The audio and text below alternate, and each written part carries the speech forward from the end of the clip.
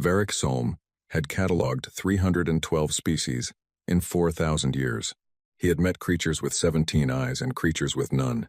He had sat across diplomatic tables from beings made mostly of gas, from beings that communicated through color changes in their skin, from beings so ancient they had forgotten they were once young.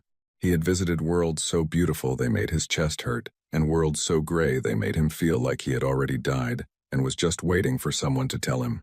In 4,000 years, he had never once been surprised. He expected Earth to be no different. The file arrived on his desk 3 weeks before the delegation was scheduled to depart. He poured himself a cup of cold veth. He had been drinking it cold for 2 centuries, ever since the warming element on his kettle broke, and he had not found the disruption worth fixing, and he sat down to read. The file was thin. He had seen thicker reports written about single geological formations on uninhabited moons.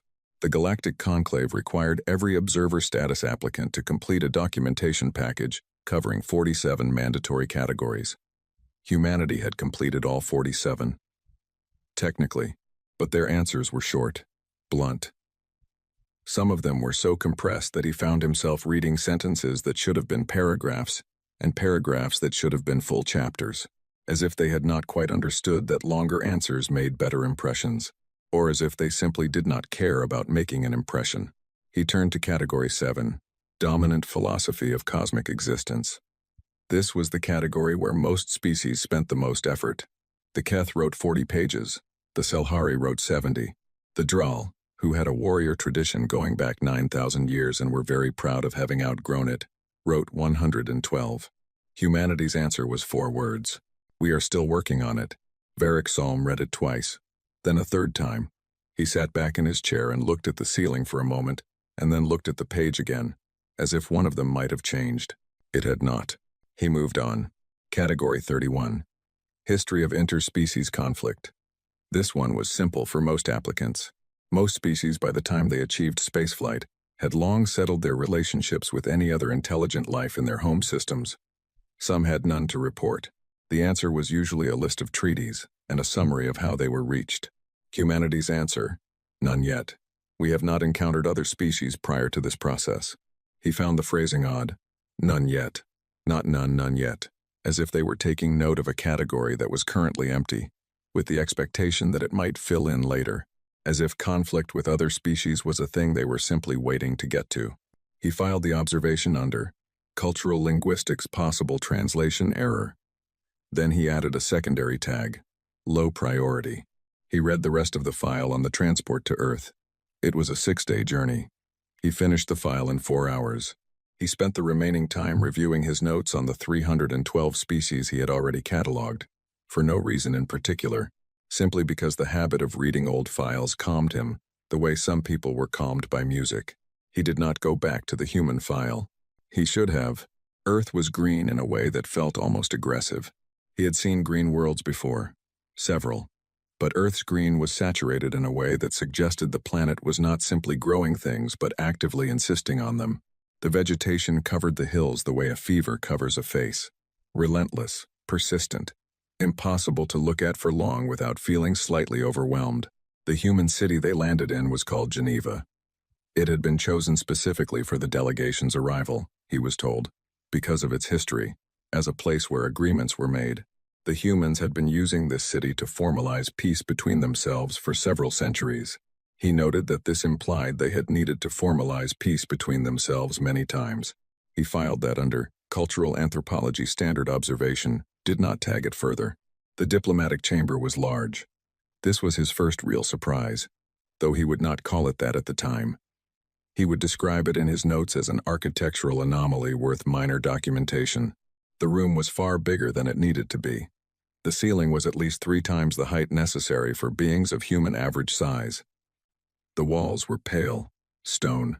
There were many windows, positioned high and running all the way around the room so that light came from every angle equally. There were 4 doors, not 2-4, 1 in each wall, evenly spaced. One of the human support staff saw him looking around and assumed he was confused about something. It's an old building, she said helpfully. Pre-conclave, obviously. 18th century.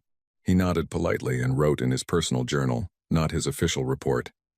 The room has clear sight lines from every seating position to every entrance. The elevated windows prevent approach from outside without being seen. 4 exits positioned to prevent any seat in the room from being more than 12 meters from a door. This is not a diplomatic chamber. This is a room designed by people who have been ambushed in rooms before. He looked at what he had written. He almost crossed it out. He did not cross it out. He simply moved to the next page and wrote nothing else on the subject. The human delegation arrived exactly on time. This was notable. Most species arriving for their observer status admission arrived either slightly early, to demonstrate eagerness, or slightly late, to demonstrate confidence. Arriving exactly on time was a precision that suggested they had thought carefully about what the timing would communicate. Their lead diplomat was a woman named Adara Chen. She was not young, but she was not old either, in that human way where the two states bled together and produced something that simply looked like endurance. She wore a dark suit. No decorations, no status markings, no indications of rank. He would later learn that this was intentional. Human diplomatic dress had evolved toward minimalism specifically because rank markings were historically used to identify high-value targets. She shook his hand. Most species did not shake hands. It was a known human custom and the delegation had been briefed. He had practiced.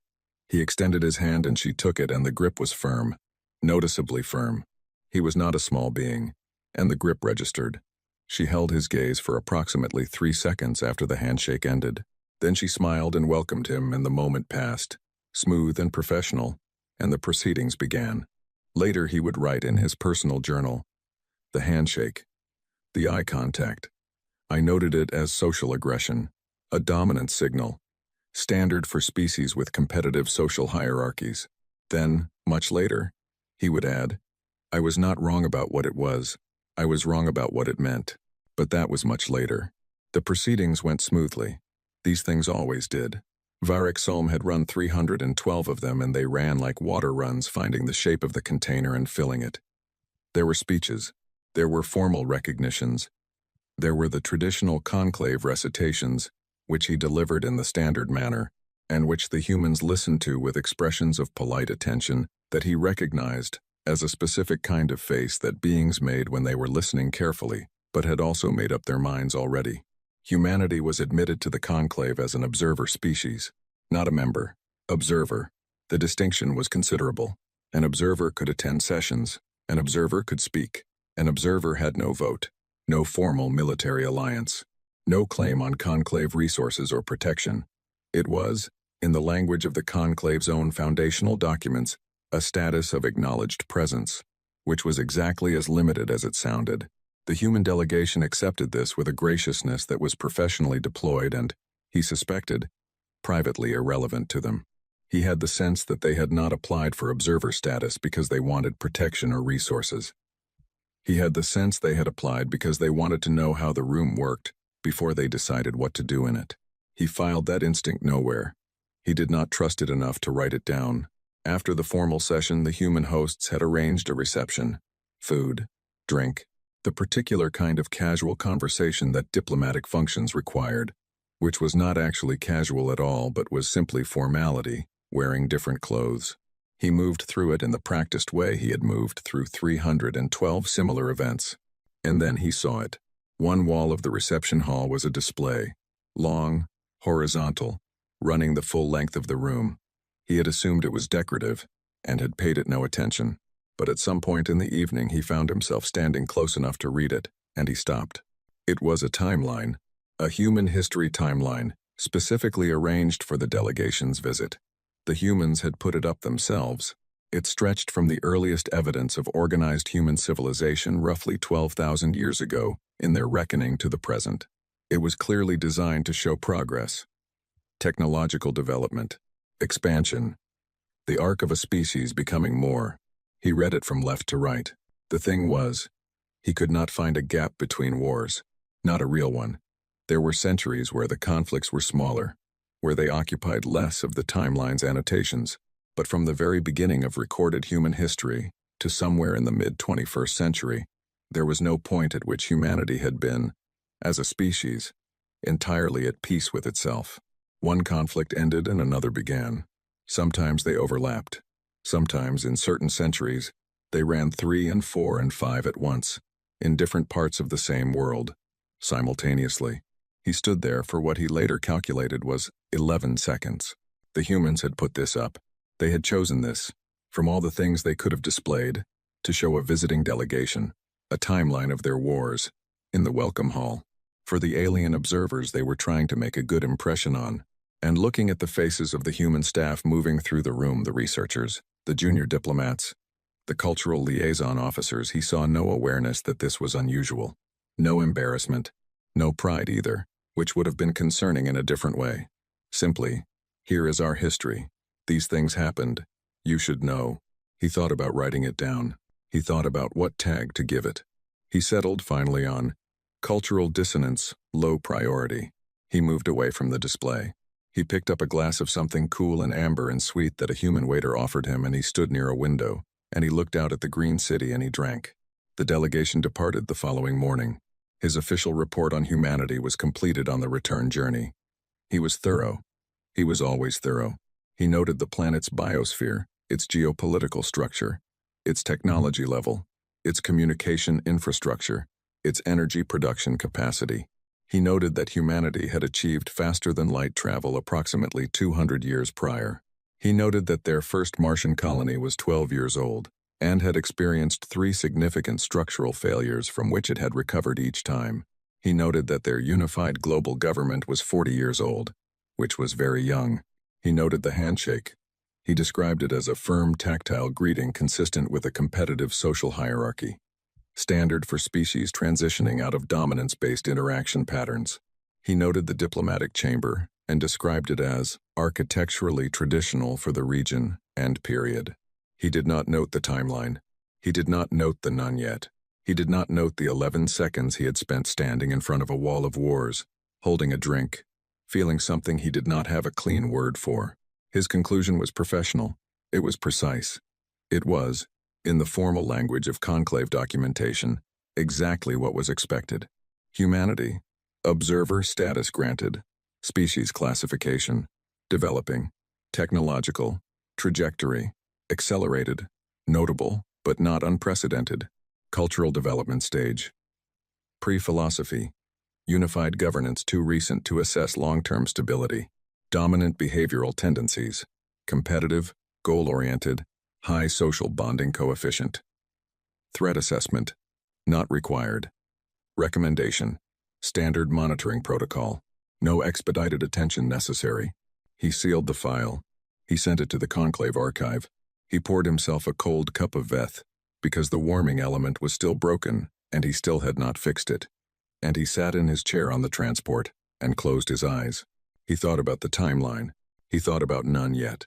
He thought about Adara Chen's hand in his, the 3 seconds of eye contact, the precise arrival time. He thought about the room with 4 doors. He opened his eyes. He picked up his file. He did not reopen it. He only held it. The way you hold something when you are trying to decide whether to put it back in a drawer or whether it belongs somewhere you can reach it quickly. After a long moment, he put it back in the drawer. He finished his cold Veth. He moved on to the next file, the 313th species, a quiet people from a quiet world who farmed bioluminescent coral and had never once had a war and were very proud of this, and they were easy to categorize, and he was grateful. He did not think about Earth again for a long time. When he did, it would not be his choice. Lyra had always believed that violence was a sign of something unfinished. It was not an original thought. It was the foundational principle of the Selhari Conclave education system, taught in the first year of schooling, repeated every year after that, printed above the entrance to every government building on her homeworld. Violence is what a species does before it learns better. All advanced civilizations eventually put it down the way you put down a tool you no longer need. The Selhari had put it down 800 years ago. They considered themselves average in this regard, maybe slightly behind the curve. Most conclave species had shed violence earlier. She had believed this completely. She had been assigned to the Humanity Documentation Project with the enthusiasm of a researcher who expected to confirm something she already knew. Every new species required a formal, xenobiological report. Humanity had been granted observer status, and so it was time to write one. Standard procedure. She had done 3 such reports before. They usually took a few weeks. She would examine the biology, the brain chemistry, the evolutionary history, write up her findings, and move on. She packed for 3 weeks. She was there for 8 months. The first file she opened was the one on human skeletal structure. She read it in the morning, in a small rented office in the university district of a city called Nairobi, with hot coffee. She had developed a rapid addiction to human coffee that she was not proud of, and the sound of birds coming through the window that she could not identify, and did not stop to look up. She read the skeletal report, and when she finished it, she sat still for a long time. Then she read it again. The human skeleton was dense. She had known this from basic survey data. What she had not fully understood was why. The density was not simply a byproduct of the planet's gravity, which was only moderately high. The density was specific. It was concentrated in the long bones of the legs, in the joints, in the bones of the hands and the forearms. The marrow cavities were large, larger than any similar species, at comparable evolutionary stage. The marrow capacity was, in terms of raw blood production output, extraordinary. She looked up the reason. The reason was endurance. The large marrow cavities existed to sustain extended physical output, to keep producing red blood cells when the body had already burned through its normal reserves, to keep the muscles oxygenated past the point where other species' bodies would have forced a stop. The human skeleton was built with a reserve tank, a biological emergency supply for when the body ran out of fuel and needed to keep going anyway. She wrote in her notes, "This suggests evolutionary pressure favoring sustained physical activity past normal exhaustion thresholds. Requires further context." Then she opened the next file, muscle fiber composition. She understood, before she read this one, that there were 2 types of muscle fiber: fast twitch, for explosive movement, short bursts of maximum power, and slow twitch, for sustained effort, long, steady output, over time. Most species had a dominant type. It matched their ecological niche. Predators that hunted in short, fast sprints were mostly fast twitch. Species that traveled long distances as part of migration or foraging were mostly slow twitch. The balance between them was a biological signature. It told you how a species had survived, what it had been built to do. Humans had both. Not a slight lean toward one or the other. Not a moderate balance. A genuine, developed, functional abundance of both types, distributed across the body in a pattern that was, in the words of the study she was reading, statistically unprecedented among conclave survey species. She stared at this for a long time. What she was looking at was a body built to sprint and built to run long distances and built to do both of these things in the same body in the same lifetime. A body that could explode into motion and then sustain that motion. A body that could keep going after the explosion. That had reserves for when the reserves ran out. That had bones designed to not break under repeated impact, and muscles designed to not stop under sustained load. She wrote, "What ecological pressure produces this?" She underlined it. She did not have an answer yet. She ordered more coffee and opened the next file. The pain-tolerance studies were where she first started to feel something she did not have a comfortable word for. She read them carefully. She read them twice. She read several independently conducted studies because she thought the first one might be an outlier. It was not an outlier. The baseline pain threshold for most conclave species, the point at which the body's distress signal became overwhelming enough to prevent voluntary function, was fairly consistent across very different biologies. There were variations, but the general principle was the same. When the pain signal exceeded a certain level, voluntary control became impaired. The body protected itself. It slowed down, stopped, made the organism incapable of continuing, because continuing at that point was destruction. Humans did not work this way, or rather humans worked this way, but the threshold was dramatically, almost incomprehensibly, higher. She read documented cases of humans completing physical tasks after sustaining injuries that would have rendered most conclave species unconscious. Not unaware of the injury they knew. They were in pain. The pain was real and significant. They simply continued. One study examined human behavior following bone fractures. It found that a statistically significant percentage of humans with fractured bones in the extremities had completed the task they were engaged in before stopping to seek medical attention, not because they had not noticed, not because the fracture was minor, because they had made a choice. They had decided the task was more important than the signal from their own body saying stop.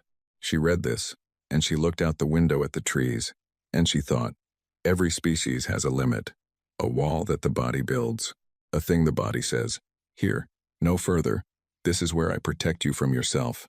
She looked back at the file. Humans had the wall. They just treated it as a suggestion.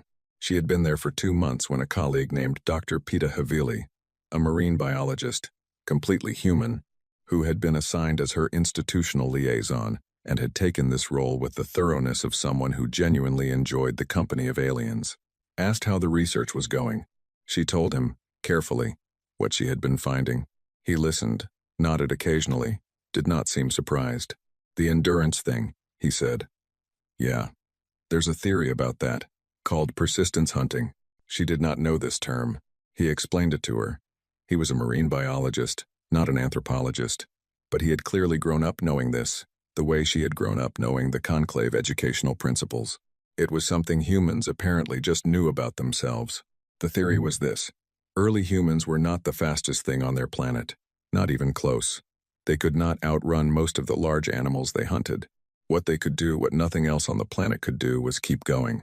They would pursue prey for hours, half a day, in the heat of the planet's primary star, which was extreme, across open ground, at a pace that was not fast, but did not stop.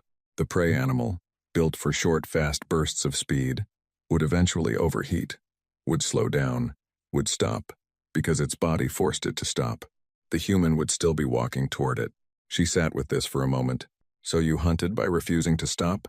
She said. Pretty much, he said. She looked at him. He was eating a sandwich. He had kind eyes. He was completely unbothered by what he had just said. And this was how long ago? She asked. He thought about it. A couple million years, give or take. She nodded slowly and wrote nothing down because she did not know where to put it yet. The neurology files arrived in her 4th month, and she read them in a single sitting that lasted 11 hours. The stress response. Every known species had one. The mechanism varied, but the principle was consistent. Mortal danger triggered a physiological state that changed behavior, increased certain capabilities temporarily, narrowed focus, prepared the body for emergency action. It was a survival mechanism, ancient, shared across most living things. What was not shared was what happened to humans inside that state. She read study after study, field reports, combat medical reports, accounts from humans, describing their experience in life-threatening situations. She read about adrenaline and what it did to the human body and brain. She read about the narrowing of time perception. Humans in extreme danger often described time slowing, their processing accelerating, the world becoming very clear and very simple and very manageable. This was documented in other species too, at lower intensity. What was not documented in other species was what she kept finding in the human accounts. The word that kept appearing, clarity, not fear, not panic, not the desperate incoherence of an animal in mortal danger. Humans in extreme mortal danger, repeatedly, across study after study, described a state of heightened clarity, of things suddenly being very simple, of knowing exactly what to do. Some described it as one of the most focused states they had ever been in. Some described it, with what she recognized as genuine discomfort at their own honesty, as almost pleasurable. She sent 3 excerpts to colleagues. She sent them without comment, just the raw text. She received 3 responses, all variations of, surely this is measurement error. She emailed back a list of the studies, 14 of them, different research teams, different decades. She did not receive a response to that email. She read the wars in her 6th month. She had been avoiding them. She knew they were there. The timeline from the Geneva Welcome Hall had been sitting in the back of her mind since she had first seen a photograph of it in Varric Solm's formal report, which she had been given access to as part of her research clearance. He had described it as architectural decoration in a footnote. She had looked at the photograph for a long time and thought, that is not decoration. She read every major human conflict, from the beginning of recorded history to the present. She approached it scientifically. She took notes. She charted causation and frequency and geographic distribution. She tracked the technology from handheld stone to directed energy weapons in what was, geologically speaking, almost no time at all. She tracked the casualty counts. She tracked the patterns of resolution, which conflicts ended in negotiation, which in exhaustion, which in the annihilation of one side. She did not read it to judge. She read it to understand a single question. How does a species that does this to itself survive? And the answer she arrived at was quiet and terrible, and she sat with it for a long time before she wrote it down. The species survived because the ones who were not good at surviving the violence did not survive it. For tens of thousands of years, the humans who were weaker and slower and felt more pain and stopped sooner and were less able to function through mortal stress, they died in the conflicts, or died because of the conflicts, or were outcompeted by the ones who didn't die. And the ones who didn't die had children who were slightly more like them. For tens of thousands of years, generation after generation, the species had been training itself, without knowing it was training, without any intention behind it, simply by existing in conditions that selected, over and over, for the ones who could endure. The conclave's peace was 9,000 years old. No conclave species had been under that kind of pressure for 9,000 years. Most for much longer. Humanity had been under it until, in geological terms, last week. She interviewed the retired soldier in her 7th month. His name was Marcos. He was 63 years old, which was moderately old for a human, and he had the look of someone who had been large and powerful in his youth, and had settled into a comfortable version of that without losing the essential structure. He had kind eyes. He offered her tea and she accepted it, and they sat in his small garden in the afternoon light. And she liked him immediately, which made the conversation both easier and harder. She explained her research. He listened without interrupting, which she appreciated. She asked him what combat had felt like. She asked it carefully, aware that it was an intrusive question, offering him the option to decline. He did not decline. He looked at his tea for a long moment, turning the cup slowly in his hands. Then he said, like being completely alive. He said it quietly, without dramatics. I know that sounds, he started. No, she said. I read the studies. I understand. I'm not proud of it, he said. That it felt that way. I know what it cost. I know what I saw. I'm not saying it was good. I know, she said. But you asked, he said. She nodded. They sat in the garden for a while after that and did not say anything. Birds made sounds in the trees. The light moved slowly. He topped up her tea without being asked. She flew home and did not submit her report for 6 weeks. She sat in her apartment on her homeworld and she looked at the mountains outside her window, clean gray peaks. No wars in their history. A planet that had found peace so long ago that the concept of conflict was almost academic, and she thought about everything she had found. The bones, the muscle fibers, the pain tolerance, the stress response, the wars, the retired soldier and his careful honesty. She thought about what she believed, about violence being the mark of something unfinished, about advanced species putting it down like a tool they no longer needed. She thought about that for a long time. Then she opened her report and began writing. She wrote for 4 days without stopping for much besides coffee and sleep, because the report was large and thorough and she had 8 months of findings to organize. When she reached the conclusion section, she stopped. She wrote the conclusion. She read it. She moved it to an appendix. Appendix C, which was the last appendix, which would be the last thing anyone read, if they read it at all. The conclusion read, humanity has not evolved past violence. Humanity evolved through it. The distinction is significant. A species that has shed violence as unnecessary has never been tested the way humanity has been tested. A species that has survived violence as selection pressure carries the results of that test in its bones, its neurology, its pain response, its stress chemistry, and its psychology. The conclave's working model of civilizational advancement, wherein violence is a stage to be outgrown, does not adequately account for a species that did not outgrow violence, but was, instead, shaped by it into something that cannot be straightforwardly categorized by existing frameworks. Reclassification is recommended. Priority. Urgent. She sealed the file. She sent it to the conclave. For 4 months, nobody mentioned Appendix C. She had expected this. She had written Appendix C for the moment when someone eventually did. Commander Thosval had studied war for 60 years and had never fought one. This was not unusual. The conclave's member species had maintained a documented peace for 9,000 years. The Dral, his people, had been the last to join that peace, and joining it had required them to dismantle a military tradition that stretched back 20 millennia.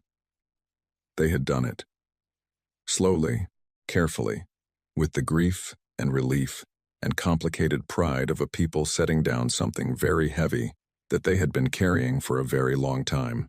The Dral military existed now as a ceremonial institution and a practical one: peacekeeping, disaster response, escort for deep space expeditions, real work, useful work, not war.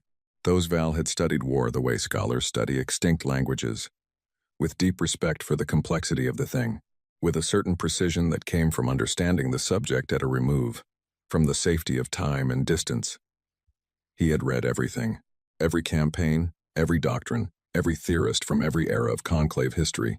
He understood strategy the way a surgeon understands anatomy completely, in the abstract, in the clean white space of theory where nothing bled. He thought this was sufficient. He would spend a long time later understanding that it was not. The Kreth Dominion's arrival was not announced. This was the first indication that things would not go as expected, because the conclave had a protocol for conflict initiation, a formal protocol, enshrined in law and custom, and 9,000 years of settled habit. You made contact. You declared your grievance. You waited for a response. The process was slow and formalized and occasionally frustrating, but it was the thing that kept wars from starting by accident, and for 9,000 years it had worked. The Kreth did not make contact. They did not declare a grievance. They did not wait. They crossed the conclave's border at 17 points simultaneously and began annexing. The word annexing was the one the initial reports used. It was a clean word, an administrative word. It made the thing sound like paperwork.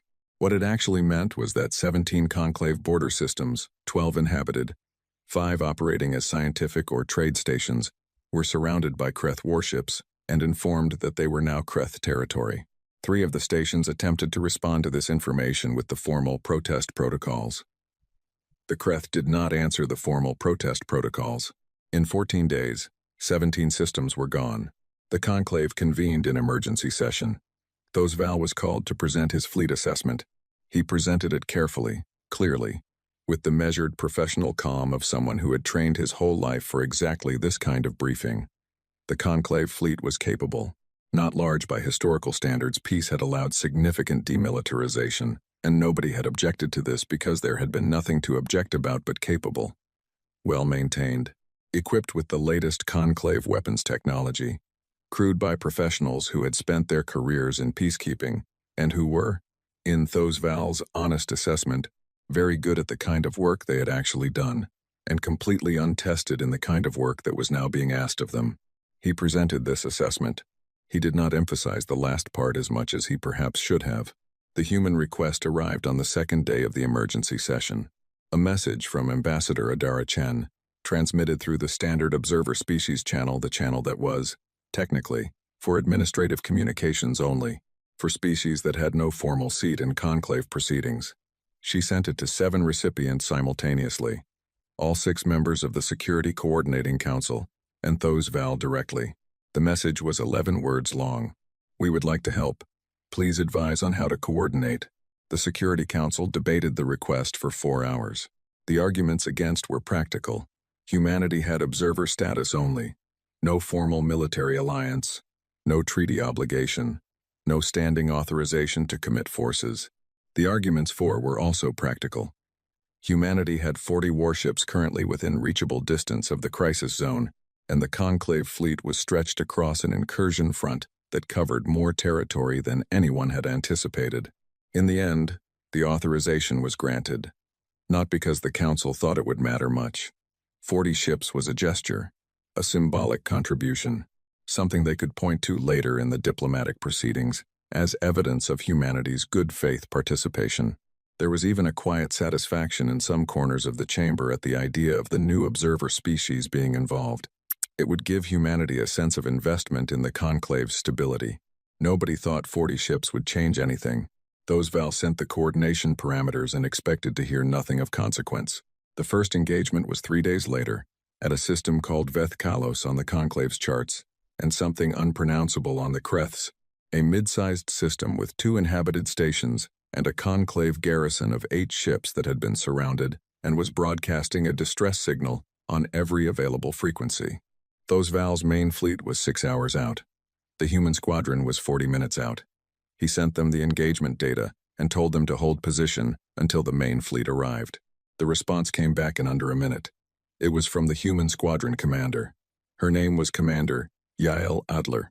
He had her file: 12 years of service, multiple commendations, specialist in multi-vector fleet coordination. The file had been optimistic about her. He had read it as diplomatic courtesy. Her response was 4 words: "Understood. We will wait." They waited 22 minutes. Then the distress signal from the Vethkalos garrison changed. The tone shifted. The frequency shifted. He had been in enough emergency scenarios to know what that shift meant. The garrison was preparing for boarding. The Kreth were moving to take the station directly, rather than waiting for any response to materialize. He was checking his calculations on fleet arrival time when another message came in from Adler. "Garrison is being boarded. We are going in." Not a request, not a consultation, an information transmission. The same tone as a weather report. He opened his mouth to order them to hold. The order was already irrelevant. The human squadron had moved.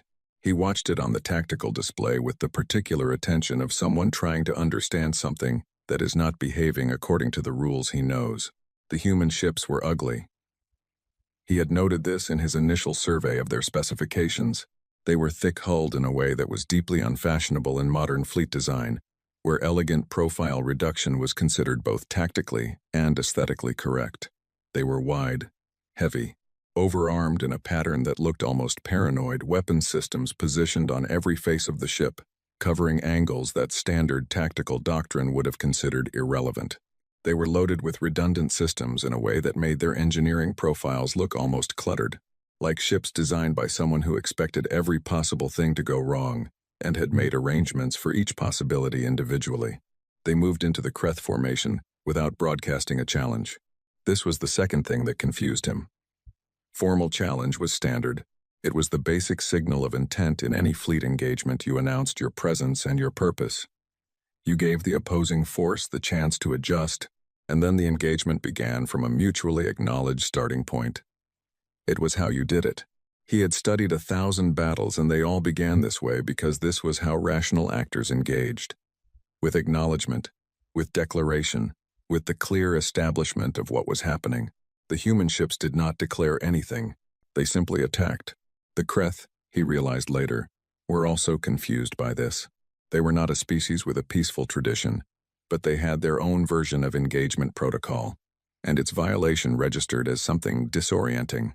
They had been in the process of methodical, organized boarding when 12 ships appeared from a vector their sensors had labeled as low probability and started hitting them from 4 directions at once.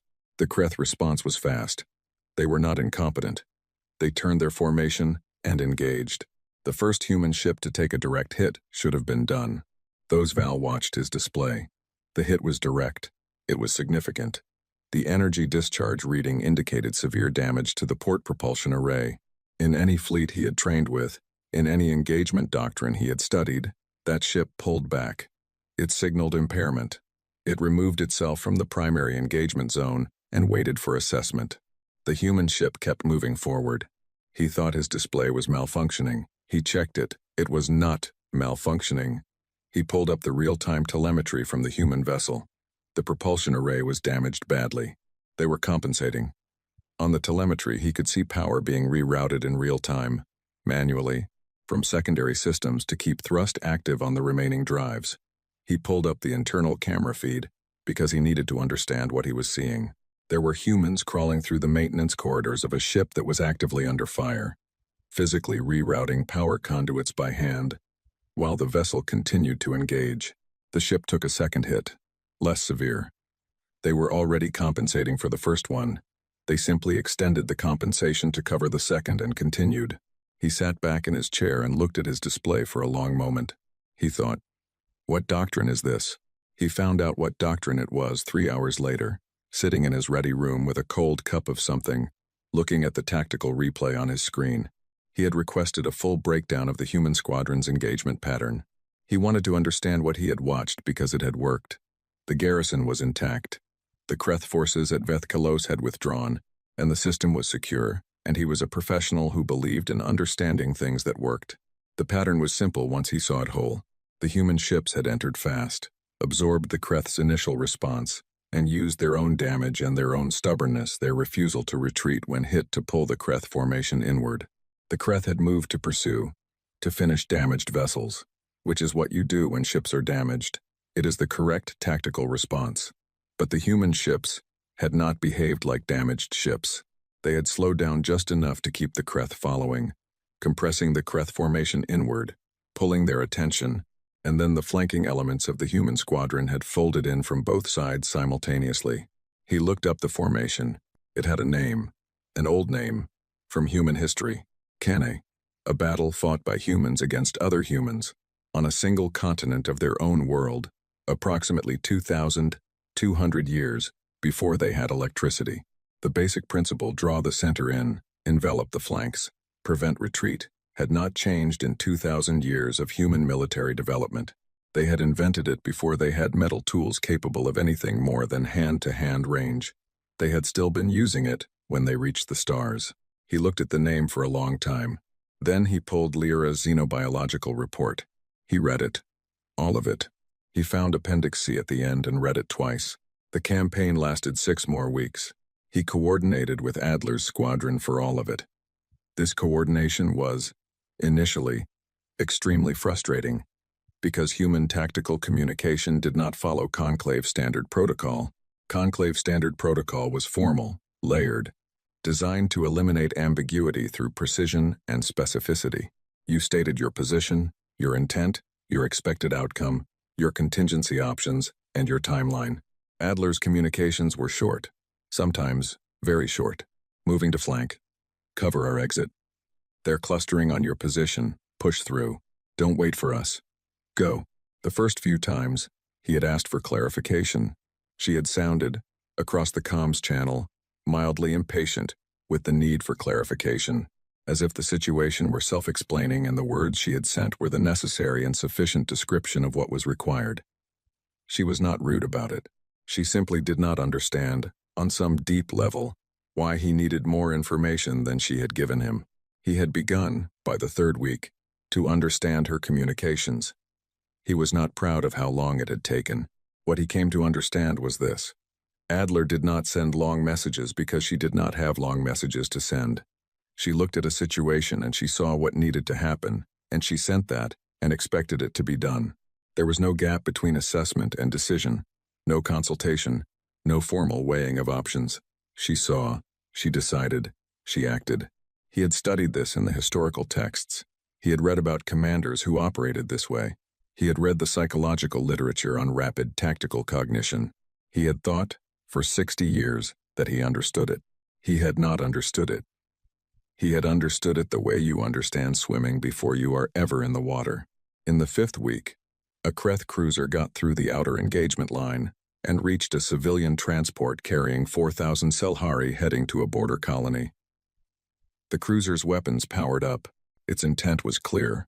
The nearest Conclave ship was Thosval's own command vessel. He calculated the intercept time. He began issuing orders. He was still issuing orders when the human ship, Adler's own ship, which had already taken 3 significant hits in the previous 2 days, and by rights, should have been pulled back for assessment, crossed his screen at a speed that his sensors briefly flagged as an error, because it did not align with what his damage assessment said the ship was capable of. The human ship put itself between the Kreth cruiser and the civilian transport. That was all. No complicated maneuver, no tactical elegance. Just a damaged ship moving to a position where it would have to be destroyed before the transport could be touched. The Kreth cruiser fired. The human ship took it. It did not stop. He would think about this moment for a very long time. The sensor data showed the human ship sustained damage that his damage assessment algorithms evaluated at 63% mission capability loss. The algorithm said, "This ship is no longer an effective combat asset." The ship disagreed with the algorithms. It returned fire, and Thosval, who had studied war for 60 years, who knew every doctrine, every formation, every theory of engagement that had ever been committed to writing by any species in the conclave, Thosval, crossed the distance at full speed to assist, and he found himself doing it not because his tactical assessment said it was optimal, but because watching that damaged, stubborn, stupid, magnificent ship refuse to stop had done something to his calculations that he could not explain with the formal language of strategy. The Kreth withdrew from the border on the 41st day. Their commander sent a formal communication requesting ceasefire terms.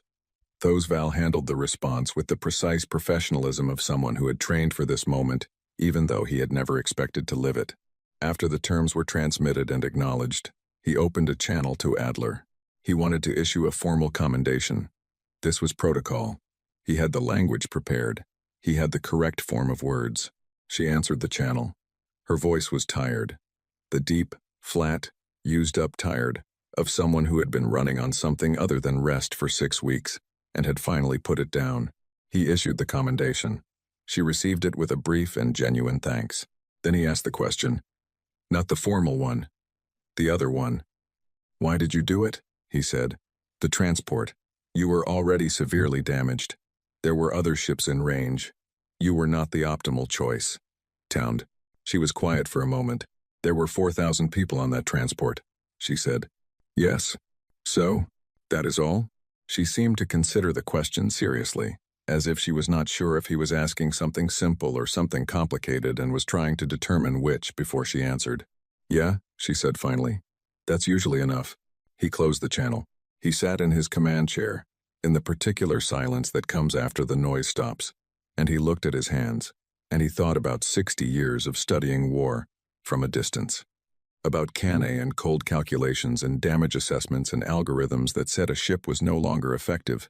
He thought about a ship that had not consulted the algorithm. He pulled up a communications request. He addressed it to Varric Solm. He had one question. Did you read Appendix C? He sent it and sat back and waited. And outside his viewport the stars were very quiet.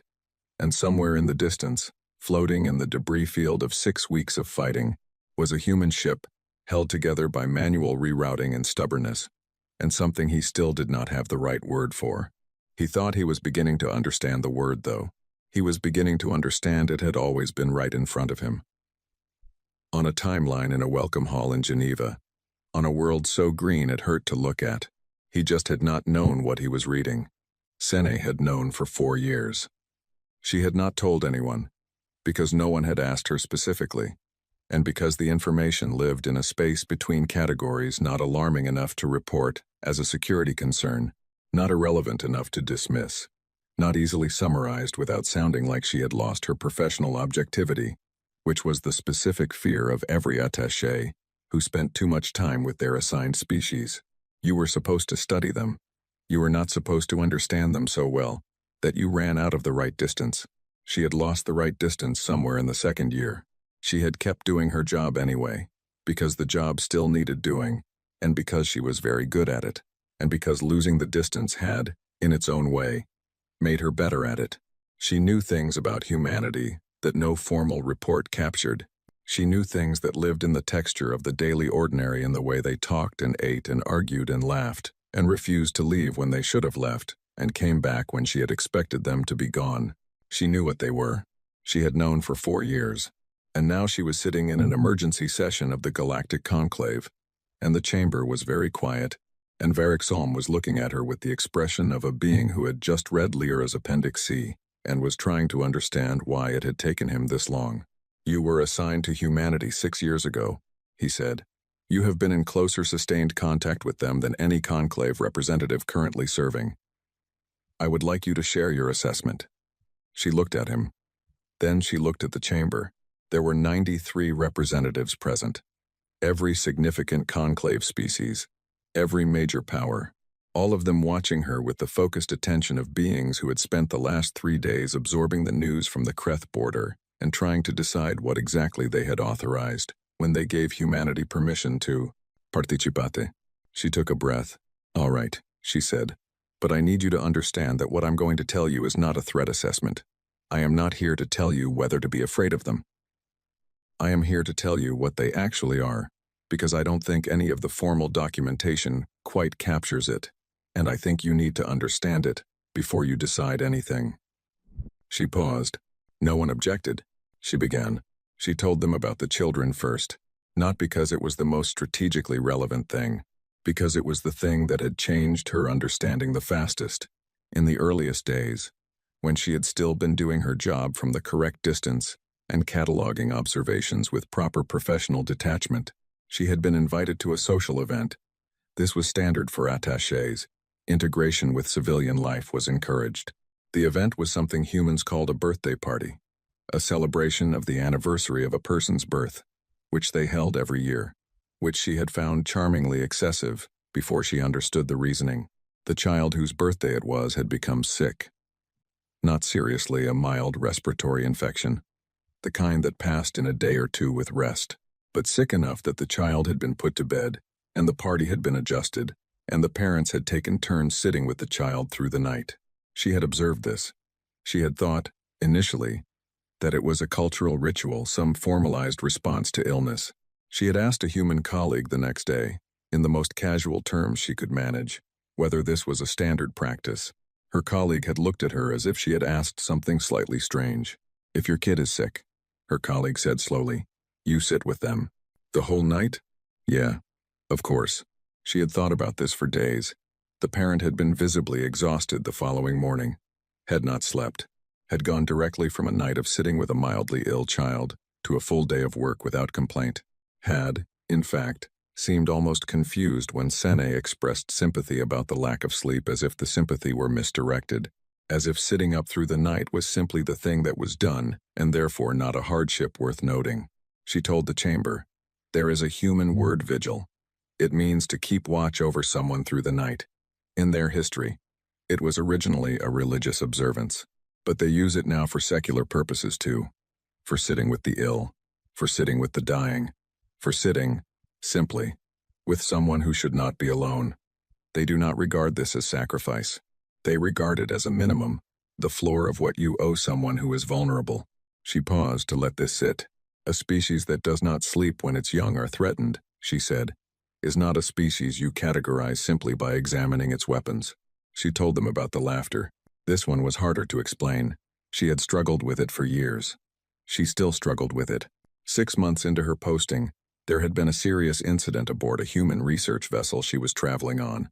A catastrophic mechanical failure in one of the life support systems. Not fatal, the backup systems had activated, but serious enough that for approximately 40 minutes, the situation had been genuinely uncertain. The crew had worked through those 40 minutes with the focused intensity she had come to expect from humans in crisis.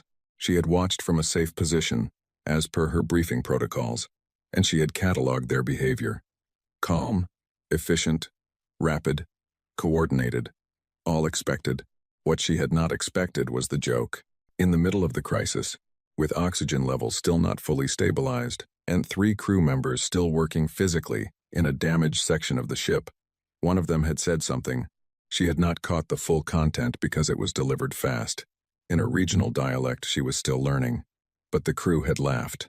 Not nervous laughter. Not the hysterical laughter of people whose composure was breaking. Genuine laughter. The real kind. Brief, sharp, and then gone, and then back to work. She had reviewed the audio logs afterward. The joke was not particularly funny. It was not even a complete joke, more of an observation, a dark one, about the irony of their situation. But the laughter had been real. She had spent considerable time trying to understand this. What she had eventually concluded was this. The laughter was not a failure of seriousness. It was evidence of something she did not have a clean translation for, a quality that allowed a human in a dangerous situation to hold the danger at arm's length long enough to see the absurdity of it.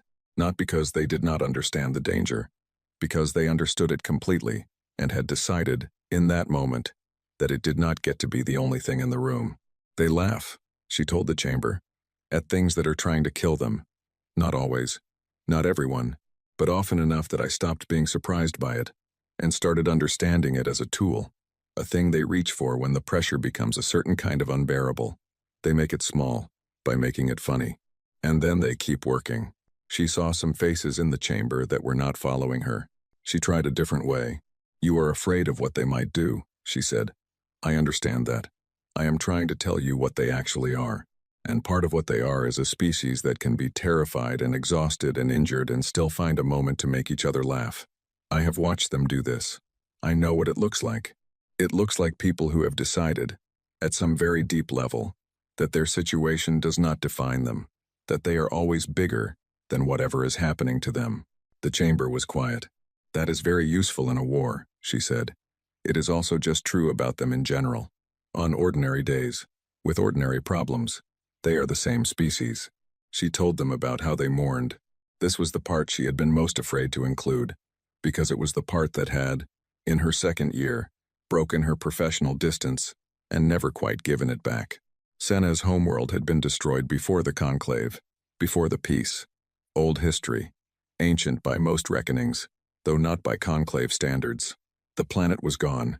The people were scattered across 7 different systems, integrated into conclave civilization, technically thriving. The grief was old enough that most people who weren't Mirathi didn't know to ask about it, and most Mirathi had learned not to bring it up, because the grief was old and the present was good and there was no practical point in doing anything with it. She did not talk about her homeworld. She talked about human grief instead. She told them about the monuments. Every human civilization, across every culture, had built them. Structures whose sole purpose was to hold the names of the dead soldiers, victims of disasters, people taken by sickness, large stone walls covered in names, entire cities built around an absence. She described visiting a place called a war memorial in a human capital city and watching a woman stand in front of a long black wall of names and run her fingers along the carved letters of one specific name and then press her forehead to the stone. She stood there for a long time. No one spoke to her. The other humans around her gave her the space with an ease that suggested this was understood. That this was a thing you gave someone when they came to find a name on a wall. They say the names out loud, Sene told the chamber. On the anniversaries of losses, publicly. They gather and they say the names of the dead one by one, all of them, however many there are, however long it takes, so that the dead do not become numbers, so that the dead do not become abstract. She stopped for a moment. A species with a short lifespan cannot afford long grief, she said. The grief would consume too much of the life, but humans have long enough lifespans that they can grieve for years. Only, they can build their grief into their architecture, into their ceremonies, into the way they mark time. They carry their dead with them, indefinitely, because they have decided that the dead are worth carrying. She let this sit. I want you to understand what I am describing, she said. I am describing a species that feels lost deeply, and permanently, and publicly, and that still fights. Not because they do not understand what they are risking, because they understand exactly what they are risking, and they have decided that some things are worth risking it for, anyway. Variksolm spoke. Envoy Sene, he said, with the particular careful precision of someone choosing words that might become part of the formal record. You have described their emotional texture, with considerable depth, but the chamber's primary concern is tactical. Following the Kreth engagement, we are faced with the question of humanity's formal military integration into the Conclave's defense structure. And before that question can be answered, the chamber would like to know your assessment of the following. Are they a threat to the Conclave? She looked at him. The chamber waited. She had known this question was coming. She had been preparing for it for 6 years in the back of her mind, in the way you prepare for a conversation that you know is coming but can't quite start. She had prepared 3 different versions of an answer: a diplomatic answer, a technical answer, an honest answer. She had decided, on the transport coming here, to give the honest one. They saved 17 systems, she said. They saved the Selhari transport. They took losses they were not required to take, for species they have known for less than 3 years, because someone had to, and they were there. That was not the question, Varek Solm said. No, she agreed. It wasn't. She was quiet for a moment. The question you are asking, she said, is whether they will ever point what they are at us. Whether the thing that stopped the Kreth could become the thing that threatens the Conclave itself. And I understand why you are asking it. It is a reasonable thing to be afraid of. She looked around the chamber. But I want you to consider something. You built this Conclave 9,000 years ago. You built it to be the alternative to the thing you were afraid of. You built it so that species would not have to fight each other, so that the war that ended the Harath would be the last war. You built it because you knew what that kind of violence cost, and you decided the cost was too high. She paused. Humanity has been fighting for as long as they have been human. They have fought each other for resources and ideology and territory, and sometimes just because they could. They have lost unimaginable numbers of their own people in conflicts that, in retrospect, they themselves describe as pointless. They know this. They are not unaware of what they have been. They have built museums to the worst things they have done to each other. They have written the names of every person the worst things cost. They carry it. She looked at Varric Solm, and in the first test they faced, on behalf of people they owed nothing to, they put themselves between those people and the danger, without being asked, without a treaty obligation, without any formal structure requiring them to do it. She stopped. They are not the Hrath, she said quietly. The Hrath fought because they could not stop. Humanity fights because they decide to. And the first time they had to decide with the whole galaxy watching, they decided to protect. The chamber was silent. She sat down. She had not answered the question directly. She knew she had not answered the question directly. She had given them everything around the answer, and left the answer itself, in the empty space in the middle, where they would have to find it themselves. Varric Solm looked at her for a long moment. Then he turned to the chamber and opened the formal session. She looked at her hands in her lap and thought about a woman pressing her forehead to a wall of names, about a crew laughing in a damaged corridor, about a ship that was too damaged to fight, still fighting. She thought about a name on a wall that she had never said out loud in 4,000 years because she had been afraid that saying it would not help. She thought, maybe they understand something about that too. She did not say this. She sat quietly and waited for the session to proceed. And outside the chamber's high windows, the stars were the same stars they had always been, indifferent and ancient, keeping no record of the names of the dead. She kept her own record. She always had. The vote was 619 to 228. Full membership. Not observer status. Not provisional admission with conditions. Full membership in the Galactic Conclave, with all rights, responsibilities, and formal treaty protections that entailed. Humanity had been an observer species for less than 2 years. Varric Solm had processed 312 membership admissions in 4,000 years. The fastest previous admission, the Selhari, who had been aggressively pursuing membership for decades and had submitted a documentation package so thorough it required a separate storage archive, had taken 4 years. The average was 11. He filed the paperwork for humanity in the empty chamber at the end of the day. Everyone else had gone home. The session had ended. The vote had been recorded. The delegations had dispersed to their transport arrangements and their diplomatic receptions and their private conversations about what this meant. The chamber staff had cleaned and shut down the formal systems, leaving only the archival station active and the emergency lighting on, which cast the room in a pale blue that made everything look like it was underwater. He sat at the archival station and completed the documentation package. The package was thorough. He was always thorough. He had not become the longest-serving conclave archivist in institutional history by being anything less than thorough. He checked every field, cross-referenced every category, verified that the correct treaty language was appended in all 47 required sections. When he reached the species classification field, he paused. It was a drop-down menu. Standardized categories, the same ones that had been in use for most of the conclave's 9,000 years of formal operation. He had used the same menu 312 times. He knew it by memory. His hand moved to it. He did not click. He sat in the underwater blue light and looked at the menu and thought about the categories, and the categories looked back at him like old familiar furniture that had always fit the room. They did not fit this. He had pulled his original file on humanity 3 days ago, the one he had written on the transport back from Earth.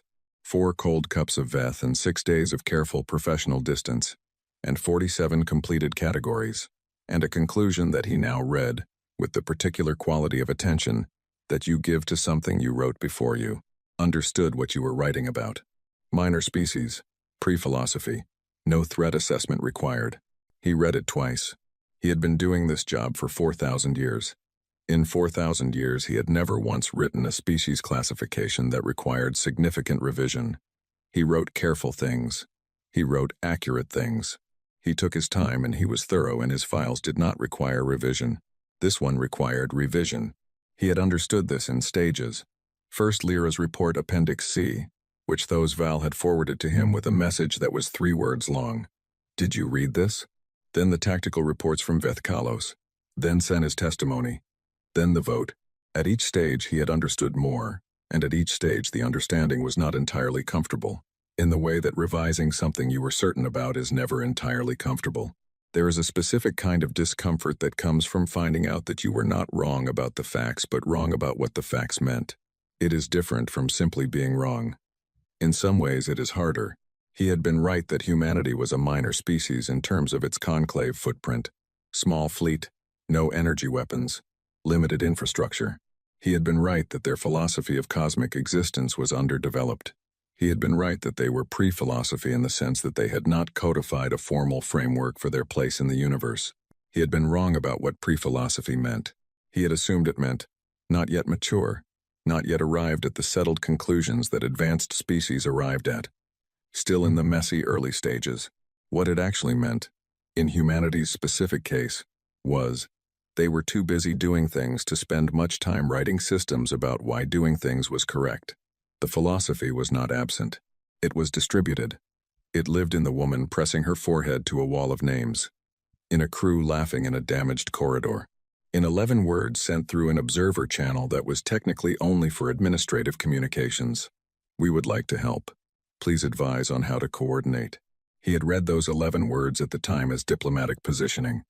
As a new species finding ways to be visible, to be useful, to accumulate the goodwill that would eventually translate into formal standing, he read them now for what they were. "We would like to help."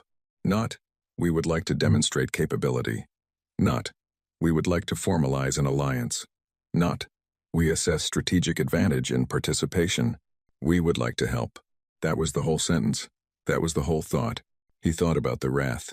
He always thought about the wrath eventually, when he thought carefully about anything involving the history of the conclave. The wrath were the reason the conclave existed. The peace was built on the wound they left. 9,000 years of managed peace, purchased at the cost of a species purchased by the conclave, which had made the decision that the wrath's continued existence was incompatible with the survival of everyone else. He had been there, not present at the final action, too junior, too far, but present in the era. He had read the reports in real time as they arrived. He had filed the formal documentation. He had written, in the cold, clear language of the archive, what had been done and why and what it had cost. He kept a private file on the wrath that he had never submitted to any formal system. It contained only one entry, written 4,000 years ago in his personal journal, never revised, never expanded. "We did what we did because there was no other way. I believe this. I will always believe this. I am not sure believing it is the same thing as it having been right."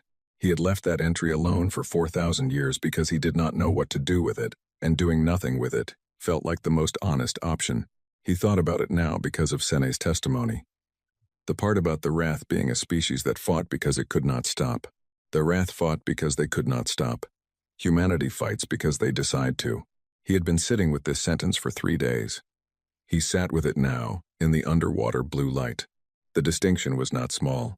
A species that cannot stop is a species operating from biological compulsion, from something so deep in the structure of what it is that choice does not enter into it. The wrath had not chosen violence any more than a river chooses to flow downhill. It was simply what they did, because it was all they had been built to do. Humanity had been built for war. He accepted this now, sitting in the quiet chamber with Lyra's appendix in his memory, built for war the way the Herath had been, shaped by the same grinding selection pressure, honed over the same impossible timescale into something that could absorb and endure and continue past the point where other things stopped. But they had also been built for the woman and the wall of names, for the crew that laughed in the burning corridor, for 11 words sent through the wrong channel because they did not know how to watch something happening and not try to help. The wrath had been one thing, a blade. A blade was very good at cutting and could not do anything else, and eventually it cuts everything within reach. And then there is nothing left. Humanity was. He turned the word over. He had been turning it over for days. Humanity was something that had all the properties of a blade and had decided, largely, not to be one. Not through weakness, not through inability, through decision, through the quiet, daily choice of beings who knew what they were capable of and had decided that capability did not equal obligation. He thought, the most dangerous thing in the known galaxy is a predator that chose to become something else, because it still has the teeth. He opened the drop-down menu again. He looked at the categories. He closed the drop-down menu. He opened a new text field, the notes section of the formal admission file, which was technically optional and almost never used by anyone because the categories were considered sufficient, and he began typing. He wrote for a long time. He wrote about the skeleton files and the pain-tolerance studies. He wrote about Kane and a ship that refused to stop. He wrote about 11 words and a woman and a wall. He wrote about Senna and what she had not said and what she had meant by not saying it, which he had understood only afterward. Sitting in the empty chamber thinking about 4,000 years of careful categorization and the specific quality of being wrong about what something means. He wrote about his own report. Minor species, no threat assessment required. He did not apologize for it. He did not revise it. He simply noted it, and noted the date, and noted what he understood now that he had not understood then. He saved the notes. Then he went back to the classification field. He selected the nearest applicable category, the one that said, in the formal language of the conclave taxonomy, emerging strategic partner, assessment, ongoing. He looked at it. He did not love it. It was not accurate. It was approximate. But 4,000 years had taught him that the archive was better served by approximate honesty than by false precision, and the honest truth was that he did not have a category that fit, and creating a new category required a proposal and a review committee, and, at minimum, 6 months of formal consideration, and the file needed to be completed tonight. He saved the classification. He stood up. The corridor outside the chamber was quiet. The building kept late hours. The support staff worked in shifts. There were always people somewhere, but this wing, at this hour, was empty. His footsteps were the only sound. He walked slowly. He often walked slowly. It was not age. His species did not age the way most species aged. It was simply the habit of someone who had been walking for 4,000 years and had stopped needing to arrive anywhere quickly. He was almost to the exterior door when he heard it. Movement. The soft sound of someone in the small waiting area at the end of the corridor, the room with the low chairs and the table, and the large window that looked out over the conclave's formal gardens. He glanced in as he passed. A human, young, early in their career, by the look of it mid-20s in their own reckoning, which was very young by almost any standard. A junior diplomatic attaché, based on the identification badge. He recognized the face from the edges of the day's proceedings. One of the people who stood at the back of rooms and handed documents to people who needed documents and made sure things ran. Essential work, invisible work, the kind of work that kept everything functioning and that no one noticed until it stopped. She was sitting in one of the low chairs. On the table beside her was a small container of food, something portable, the kind of thing you brought from home when you expected a long day, and a data reader, which she had set face down on the table and was apparently not currently reading. She was looking out the window at the dark gardens. The lights in the gardens were amber. It made everything outside look warm. She must have heard his footstep pause. Because she looked up, she did not seem startled. She seemed the way people seem when they are tired, but not unhappily so, used up in a productive way. The way you feel after finishing something that mattered. She saw him. She smiled. It was a completely simple smile. Unguarded. The kind of smile that happens automatically, without calculation, because a face does it when it sees another face, and there is no particular reason not to. Long day, she said. Yes, he said. You're the archivist, she said. You filed the admission papers? Just now, he said. She nodded slowly. She looked back out at the amber gardens for a moment. Weird, isn't it? She said. Being official? He was not sure what to say to this. He considered several responses and none of them felt right. For us too, she said, as if he had asked. Some of us keep waiting for it to feel real. Like we're still not sure we belong here. You fought for 17 systems that weren't yours, he said. You belonged here before the vote. She looked at him again. The smile came back, slightly different this time, smaller, more real. Don't tell the Security Council that, she said. They're still writing it up. He found himself doing something he had not expected to do. He almost smiled. It was a near thing. It did not quite complete itself, but the machinery of it moved, which was more than had happened in a very long time.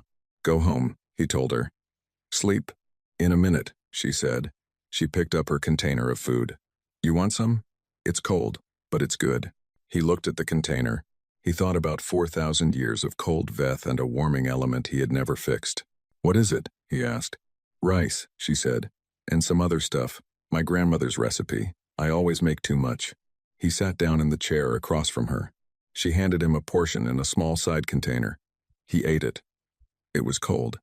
It was made of ingredients he could not entirely identify. It was, for reasons that were probably more about the hour and the day and the amber gardens than about the food itself. Quite good. They sat there for a while. The junior diplomat looked out the window. He looked at his hands. Outside, the conclave's gardens were very still. Can I ask you something? She said. Yes. Do you think this is going to work? Us being here, being part of this. He thought about the classification field, the drop-down menu, the new text field and everything he had written in it. He thought about none yet and 4 doors and a timeline of wars in a welcome hall and 11 words in the wrong channel. He thought about a ship that refused to stop. I don't know, he said. And then, because he was thorough, because he was always thorough, because 4,000 years had taught him that the honest thing was usually the more accurate thing. But I think the answer to that question depends more on you than on us. She nodded. She seemed to accept this without needing it explained. They finished the rice. He said goodnight. She said goodnight. He walked out into the cool dark of the conclave's main courtyard and stood for a moment looking up at the sky above the city, the stars half hidden by the light of the buildings. He thought, I have catalogued 313 species. He thought, I do not have a category for this one. He walked to his transport. In his pocket, his personal journal, the private one, the one that had held the Krath entry for 4,000 years without revision, was open to a new page. He had written 2 words before the vote. He looked at them now, in the transport's overhead light, as the city moved past outside. Humanity. Reclassified. Below those 2 words, the page was still empty. The classification field, like the one in the formal archive, was still blank. He held the journal in his lap. He watched the city go past. He thought, it does not need a word tonight. Some things do not need a word the moment you understand them. Some things need time to find their name. He closed the journal.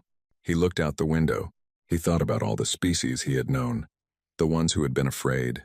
The ones who had been proud. The ones who had come into the conclave chamber with their history in a file and their hope held carefully in front of them, like something fragile. He thought about a junior diplomat eating cold rice in an empty corridor after a very long day, looking out at amber gardens, asking if this was going to work. He thought about what he had said. It depends more on you than on us. He thought, I believe that. I have believed things for 4,000 years and been wrong about some of them.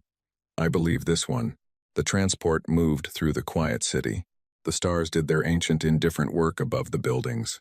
The journal stayed closed. The page stayed empty. Some things take time to find their name. He was patient. And he had always been patient. He could wait. The moon had no real name.